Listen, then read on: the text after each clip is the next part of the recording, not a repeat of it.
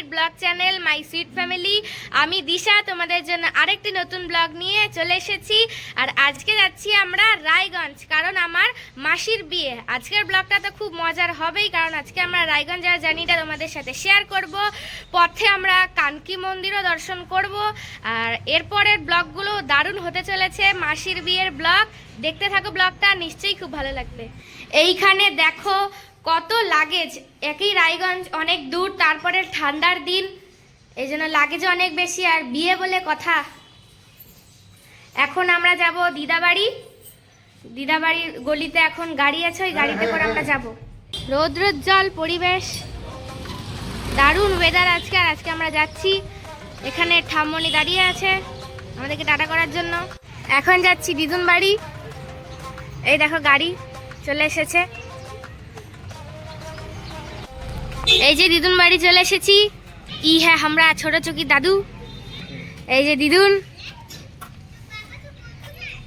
দাদু ওইদিকে তালা দিচ্ছে। এই যে আমার ভাই, টাটা। এটা কি ভিতরে থাকবে না? হ্যাঁ, আমার হাতে থাকবে। এখন সবাই গাড়িতে উঠছে, আমি তো নিচে। আমরা গাড়িতে উঠে পড়েছি। এখন আছি মহানন্দা ব্রিজের উপরে। আর এই কাকু জানো তো অযোধ্যা গেছিল। আমি সামনে, পিছনে।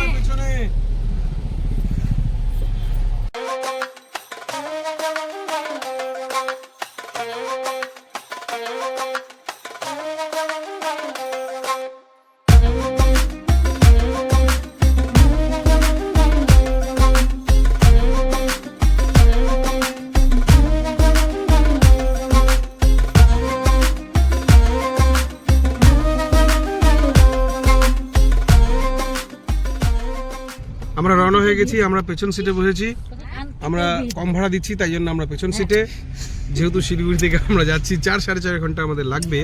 আর পথে আমরা কানকি যাব, যেহেতু কানকিতে কানকি ধাম আছে। এই মন্দিরটা সবাইকে দেখিয়ে নেবো একবার। আমি দেখেছি দুবার 3বার। আর আমরা খাওয়া দাওয়াটা ওখানেই করব। মন্দিরের প্রসাদ খুব সুন্দর।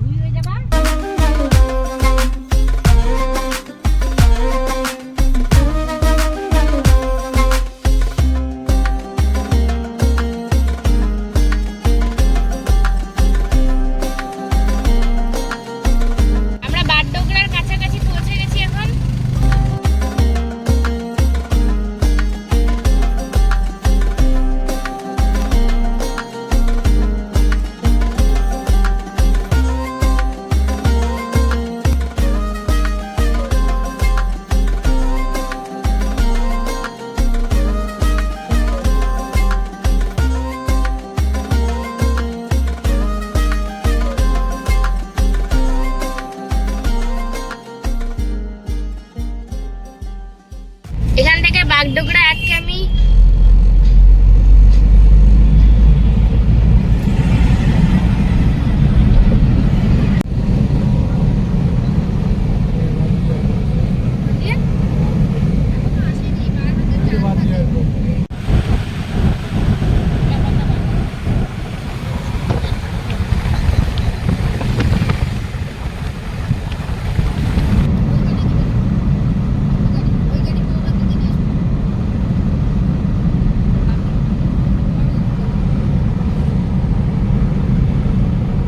আমরা দেখতে দেখতে কিষানগঞ্জে পৌঁছে গেলাম। অনেকক্ষণ ধরে ভাবছি আমরা কিছু খাবো, তাই সুযোগ পাচ্ছি না, যেহেতু আমরা সবাই গাড়ির একদম পেছনে বসে আছি। আগে যারা ভিভিআইপিরা বসে আছে তারা আমাদের সুযোগই দিচ্ছে না, এই হচ্ছে ব্যাপার। আমরা পৌঁছে গেছি কানকি ধামের সামনে। এখানে আমরা প্রথমে মাকে দর্শন করব, তারপরে এখানে কানকি ধামে মা নয়, কানকি ধামে হচ্ছে কৃষ্ণ মন্দির অ্যাকচুয়ালি। এটা আমরা এখানে ঠাকুর দর্শন করব, তারপরে আমরা এখানে প্রসাদ খাবো।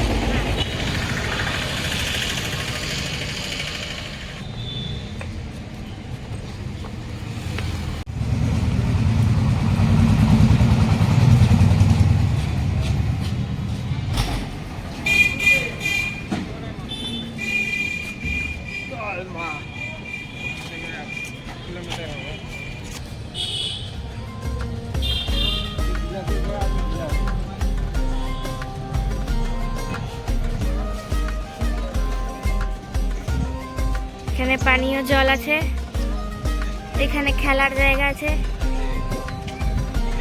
শিশু বাটিকা।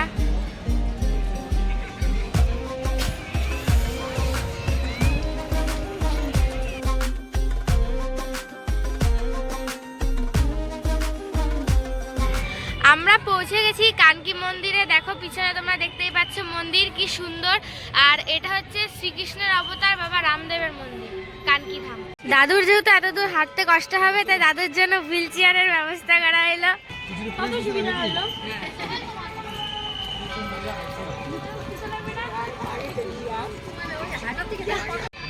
দেখো মন্দিরের সামনে একটা সুন্দর গণেশ ঠাকুরেরও মন্দির আছে।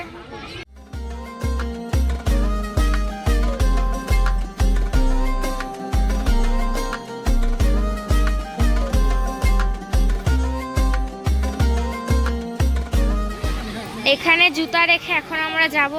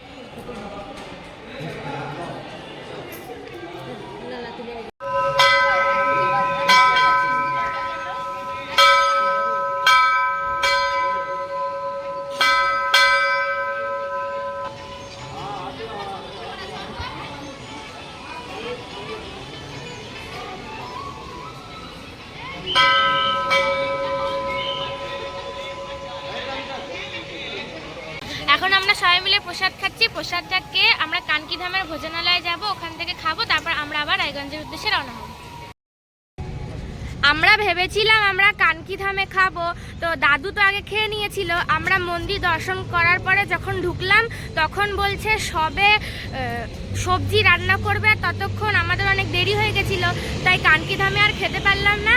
এখন আমরা এসেছি হচ্ছে হোটেল রাজ দরবারে খেতে। এখান থেকে খেয়ে আমরা আবার রায়গঞ্জের উদ্দেশ্যে রওনা।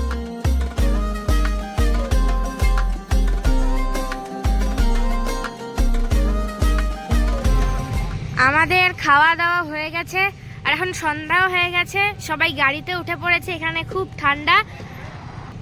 এখন ড্রাইভার কাকু এলে আমরা আবার রায়গঞ্জের উদ্দেশ্যে রওনা দেব।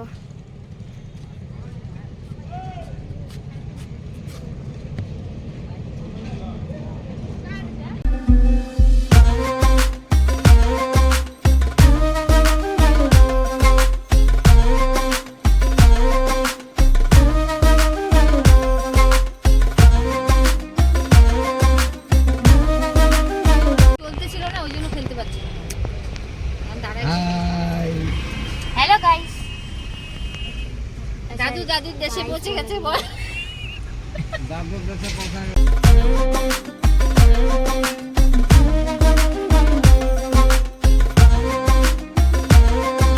পৌঁছে গেছি রায়গঞ্জে।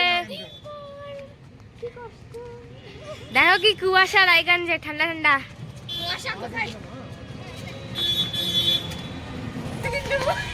দুই ভাইয়ের মিলন তিথি। এটা আমার ভাই দাদু। নমস্কার নমস্কার নমস্কার। বলিস না, এটা আমার বাবা।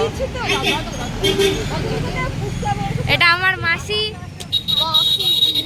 মৌসি রানী। এখন আমাদের সব লাগেজ নামানো হচ্ছে। এই যে আমাদের বাড়ির ঘন্টু উন্মাদ হয়ে যাচ্ছে।